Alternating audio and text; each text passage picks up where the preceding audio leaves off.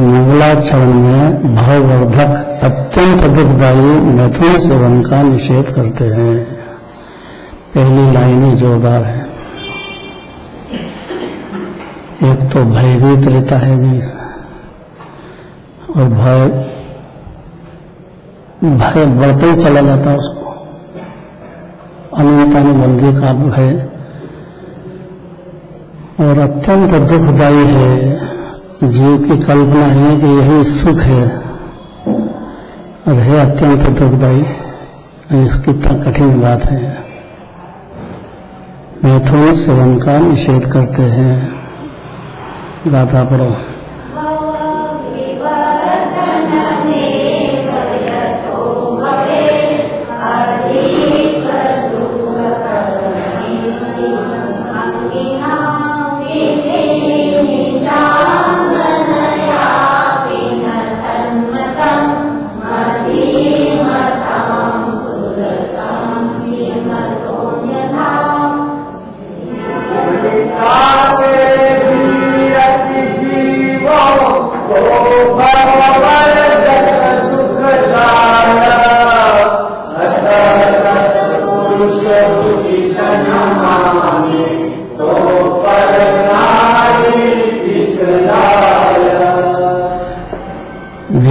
करी हुई नारी हो घर में, उसके साथ भी मैथुन सेवन दुखदायक है, तो पर नारी तो बहुत दूर हो गए।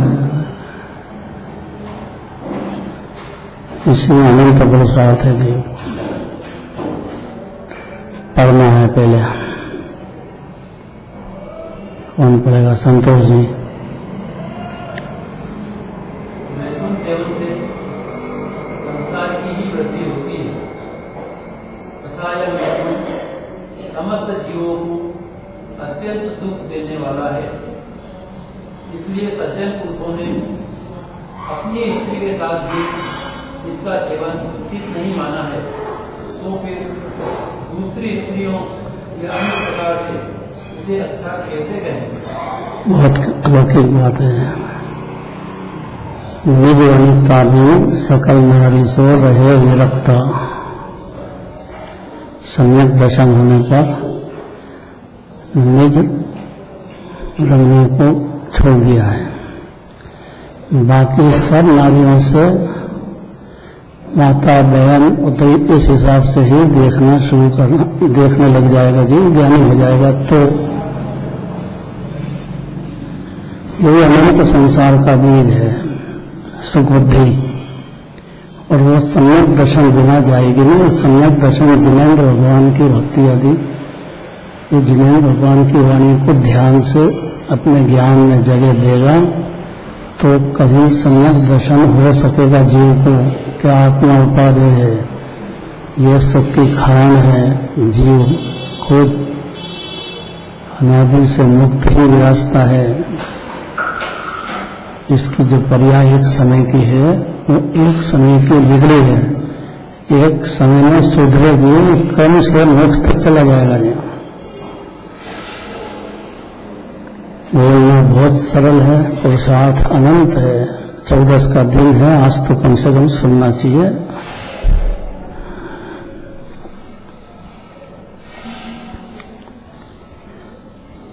पैराग्राफ पढ़ना है। कौन पढ़ेगा ये? हाँ, भावार्थ पढ़ना है। चेतना पढ़ो। मैथुन सेवन से अनेक क्षुद्र जीवों का भाग, उस भाग से हिंसा और हिंसा से कर्मों का बंध होता है तथा उससे इस पंच परावर्तन रूप संसार में घूमना पड़ता है। इसलिए मैथुन सेवन से संसार की ही वृद्धि होती है। मैथुन सेवन से मनुष्य को नाना प्रकार के दुखों का सामना करना पड़ता है। इसीलिए यह मैथुन समस्त जीवों को दुख देने वाला है। ऐसा भली भांति समझकर इन सज्जन पुरुषों ने अपनी स्त्री के साथ ही उसे करना अनुचित समझा है। वे दूसरी स्त्रियों से तथा अन्य प्रकार से मैथुन करना कैसे लोग समझ सकते हैं? सज्जन पुरुषों का काम है ये, दुर्जन नहीं। अनंत पुरुषार्थ है। सज्जन पुरुष सम्यक दर्शन होने पर होता है, उसके पहले उसकी नियत बहुत खराब है।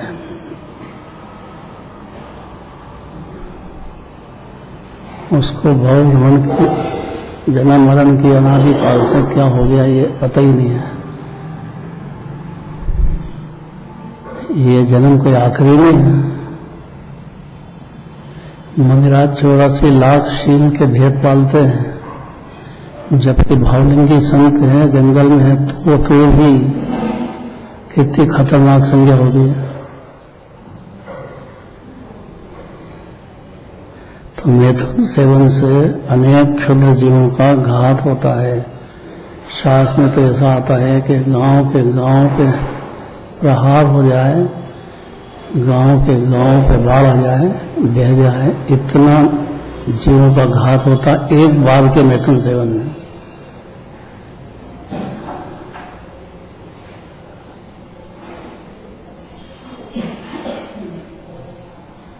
अनेक क्षुद्र जीवों, छोटे छोटे जीवों का घात होता है।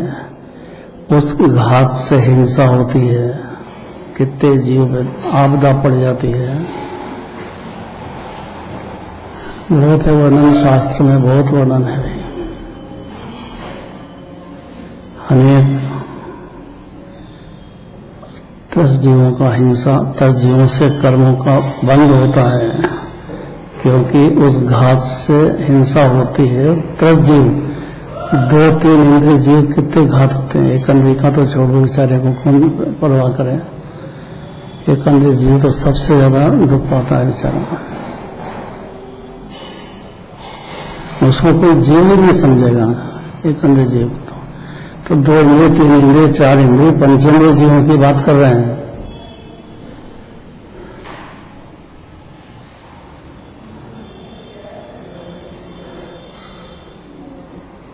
आवाज आ रही है?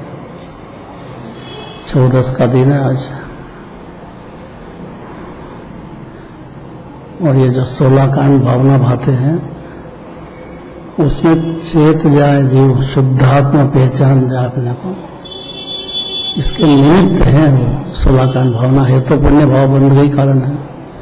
और खतरनाक बात यह है कि उसके उदय में बाहर का बहुत उदय अच्छे आते हैं जो, और वहां बिल्कुल सुबुद्धि होने से इतना डूबता है कि भव तक भटकता है, क्योंकि उसको पंचेंद्रिय के विषय में सुबुद्धि है। और सुबुद्धि सम्यक दर्शन बिना खत्म होती नहीं है। बहुत बड़ा एकदम चौराहे पे खड़े हो ना, ऐसी स्थिति में है जीवन में। एक तरफ अनंत पंच परावर्तन है, एक तरफ अल्पकाल में मोक्ष दशा है। अपनी प्रिया की बात करते हैं, दूसरे जीव को छोड़ दो, अपनी दया पालने की बात है। सज्जन पुरुष किसको कहते हैं? इस बात को सुन करके अंदर परिणामों में थोड़ा चेंज लाएगा।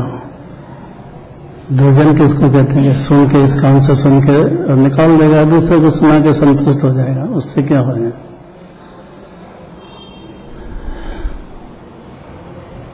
उसके परिणामों में क्रांति आएगी, शांति की क्रांति आएगी। उसका ज्ञान नेत्र खुल जाएगा, अनादिकाल का विषय में सुख बुद्धि का नेत्र जो है, उसका ज्ञान नेत्र बंद था, वो जिन वचनों से खुल जाएगा। बात शर्त है कि जीव को जिन वचनों की परवाह हो थोड़ी, तो ये बात कभी बदलने वाली नहीं है।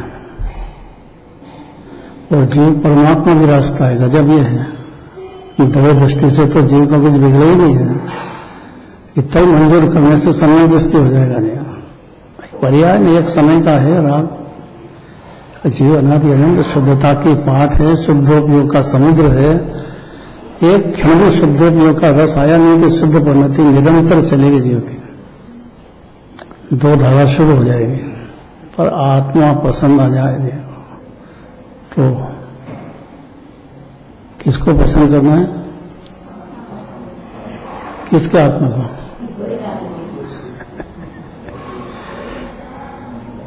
ये भी कोई काम है क्या? सीधी गाड़ी चलती थी, भगवान के पास आओ, पूजा पाठ करो, तार आ गया तब तर जाएंगे, अपन इतना ही बोलते थे। मैंने तो आपके भरोसे नैया छोड़ दी, अब आपका काम है मेरे को तारो। पारसनाथ भगवान आपका नाम है, तो पारस पत्थर सोने को भी उसको लोहे को सोना बना दे, तो आप तो पारसनाथ भगवान हो, हमको कैसे नहीं आपके जैसा बनाओगे। ये व्यवहार की भाषा है, ऐसी होना भी चाहिए। निश्चय की भाषा यहाँ जोरदार कहना चाहते हैं, जो सुनना चाहिए जीवन कि मैथुन सेवन से अनेक क्षुद्र जीवों का घात, उस घात से हिंसा और हिंसा से कर्मों का बंध होता है, क्योंकि दूसरे जीव को तकलीफ होती है, मानसिक भी होती है तो शारीरिक भी होती है। कोई भी जीव है ना, तो एक इंद्रिय में तो भी जीव है, दो इंद्रिय तो भी जीव है, उसको तकलीफ होती है, घात होता है, उससे इस पंच परावर्तन रूप संसार में घूमना पड़ता है। पंच परावर्तन क्या क्या है? द्रव्य परावर्तन, क्षेत्र परावर्तन, भाव परावर्तन, भाव परावर्तन, काल परावर्तन। कुंदाचार्य ने इसका बहुत विस्तार से वर्णन किया है, पंच परावर्तन का। अगर एक बार सुने तो बेहोश हो जाए, इतना दुख पाया अनादिकाल से जीवन है, और कोई शरण नहीं, जन्म मरण पंचपरावर्तन समझे। जैसे यहाँ जन्म हुआ तो कहीं भी घूम के हो, फिर यहाँ के बाद फिर यहाँ जन्म होएगा, फिर घूम, ऐसे सब जन्म मरण करके फिर वापस ऐसे अनंत हुए हैं जीव को। जीव तो अनादि अनंत है ना, क्यों हुए? बस खाली ये सुख बुद्धि कायम है कि मैं तुम संज्ञा है, बच्चे का ब्याह कर दो सुखी हो जाएगा, उसके पाप का उदय होएगा तब होएगा। अब ये जबरदस्ती जोर में आता है, नहीं सही बात है, ये बात गलत नहीं है।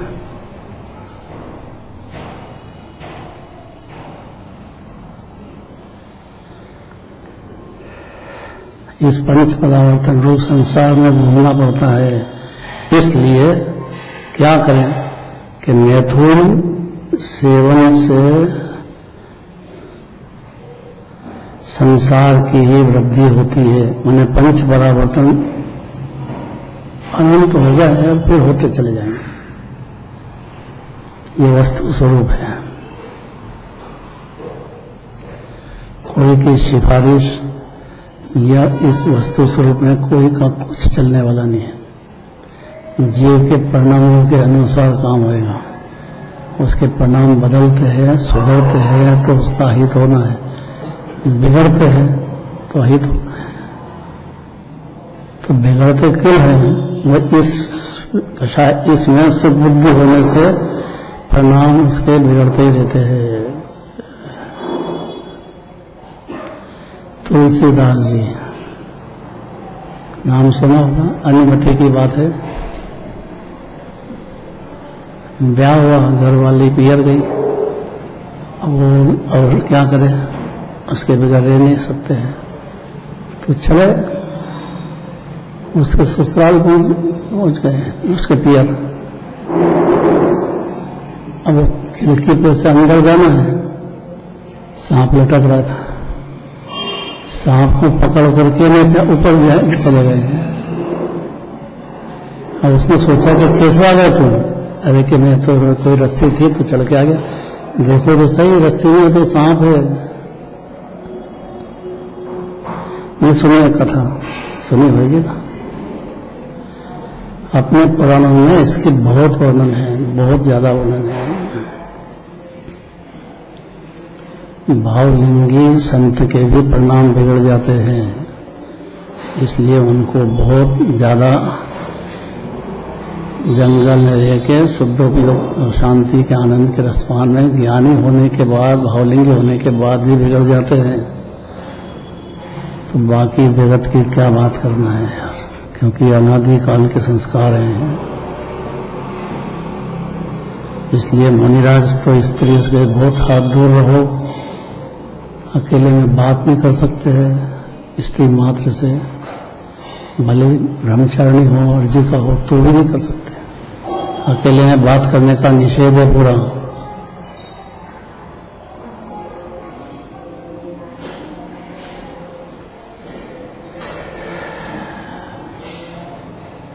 इसलिए मैथुन सेवन से संसार की ही वृद्धि होती है। मैथुन सेवन से मनुष्यों को नाना प्रकार के दुखों का सामना करना पड़ता है और ये पंच परावर्तन है। इसलिए यह मैथुन समस्त जीवों को दुख देने वाला है। जीव मात्र को है सुख बुद्धि जबरदस्त और है दुख देने वाला।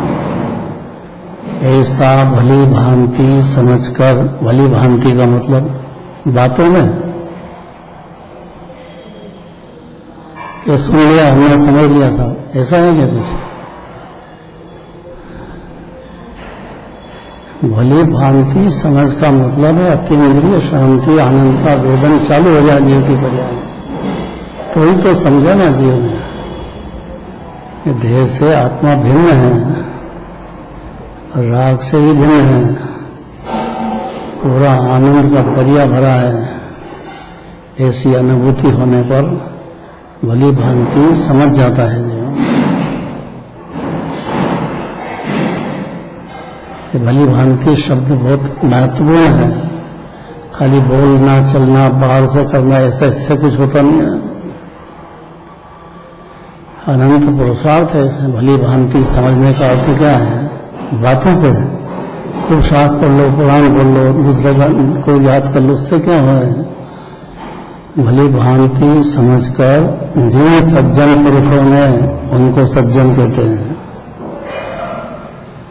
दो जन सुनेगा तो सही लेकिन मानेगा नहीं ये बात। सज्जन पुरुष सुनकर के बहुत गंभीरता से विचार करेगा और कभी न कभी मान लेगा, और मान लेगा तब जड़ कटेगी इसकी, नहीं तो नहीं कटेगी।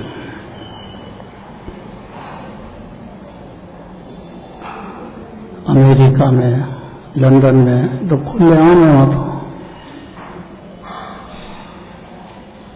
वहां इसको कोई बुराई नहीं समझता है।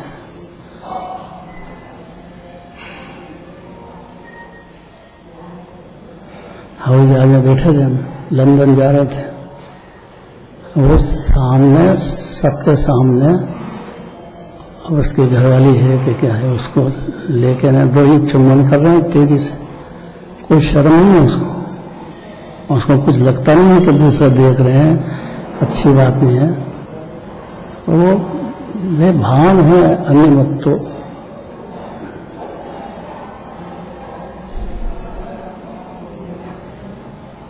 वे शर्म से ही चलता है। तो हिंदुस्तान है सबसे जोरदार, 24 तीर्थंकरों की जगह है, कोई छोटी बात नहीं है। जन्म होने ही महाभाग्य है। हिंदुस्तान से बढ़िया कोई जगत में देश है ही नहीं। यहाँ संस्कार है थोड़े, तो जीव को ये खुले आम नहीं चलता है। टोकने वाले बहुत हैं उसको, आस पड़ोस वाले बैठेंगे देखेंगे तो उसको बहुत तकलीफ होगी। इसलिए भली भांति समझकर जिन पुरुषों ने अपनी स्त्री के साथ भी उसे करना, मतलब मैथुन सेवन करना उचित अनुचित समझा है, कोई महापुरुष हो गया, ये बात ठीक नहीं है। स्व स्त्री के साथ भी फेरे लेने के बाद भी फिर भी अनुचित समझ लिया, बहुत अलौकिक बातें है। ये बोलना बहुत सरल है, पुरुषार्थ अनंत है, सुनने में ताकत लगेगी, बहुत ताकत लगेगी। तो कोई जिन्होंने जल्दी नहीं करना चाहती, आपसे नहीं रहा जाता है तो ब्याह शादी करो, कोई तकलीफ नहीं उसमें, रहो लेकिन मानो तो सही है कि इसमें सुख है ही नहीं। ये कहां से माने? जरा सम्यक दर्शन बिना मानना बहुत दुर्लभ है। ऐसी संगति, ऐसे ही लोगों के साथ ऐसे ही संस्कार क्या करे बेचारा। ये बात भी सुनने को मिलना महाभाग्य है। संतोष जी आवाज आ रही है? मन लग रहा है, नाराजी तो नहीं है? स्वधारा संतोष, यही एक बड़ा भारी व्रत है। ये पंचम स्थान तक अपनी स्त्री में संतुष्ट रहो आप। यहाँ ये भी बड़ा भारी पंचम स्थान तक है स्वधारा संतुष्ट। तो पांचवें स्थान क्यों कहते हैं? भाई बहुत ताकत है। दो कषाय के अभाव रूप अंदर में प्रचुर आनंद का भोग चल रहा है, इसलिए तो भी कठिन है मामला।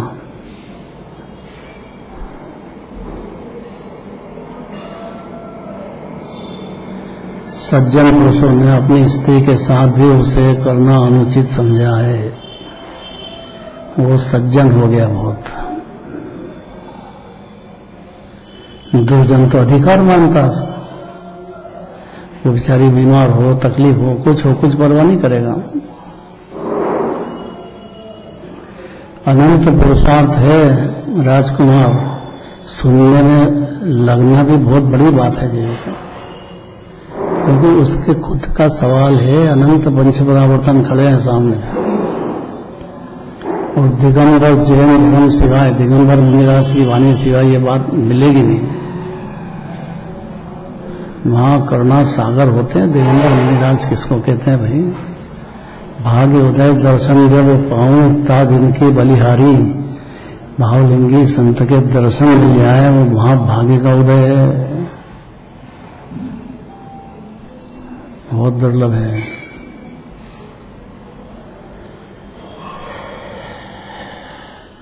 तो जिन सज्जन पुरुषों ने अपनी स्त्री के साथ भी उसे करना अनुचित समझा है कि उचित नहीं है ये, वे दूसरी स्त्रियों से तथा अन्य प्रकार से मैथुन करना कैसे योग्य समझ सकते हैं? कैसे संभव है? एक गाथा पूरी हो गई, अब कल चलेगी दूसरी जोरदार, और इसका विस्तार खूब चलेगा भी। पूरी ब्रह्मचर्य अधिकारी है ये तो।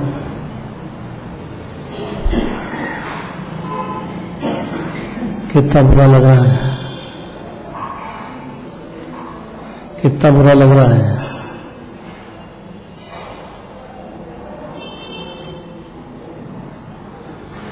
गुण दोषों को विचार करने वाले बुद्धिमानों को जो गुण क्या है, दोष क्या है, इसमें अगर ये बात समझ लीजिए तो उसमें कितने गुण पैदा होते हैं, और नहीं रह गया तो उसके दोषों का घर हो गया उसकी परिणति।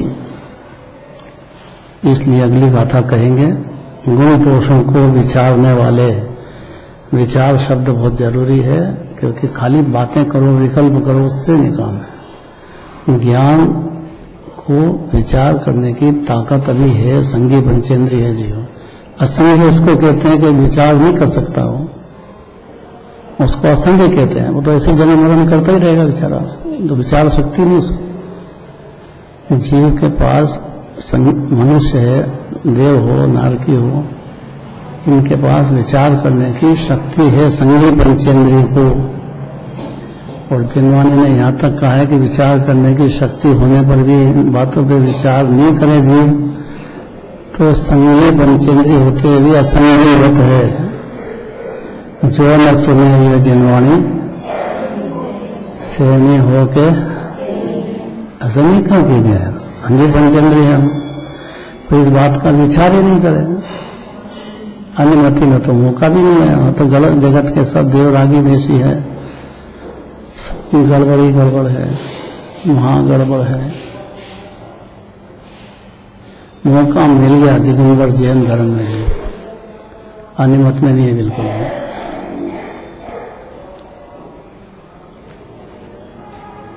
ये कल चलेगी बात। बुद्धिमानों की दृष्टि में जो विचारशील होगा, थोड़ा सुन करके विचार करने की क्षमता, बुद्धि लगाएगा, सारी बुद्धि कुटुंब परिवार में, खाने पीने में, ब्याह शादी में, कमाई करने में लगा दे तो क्या करे उसको।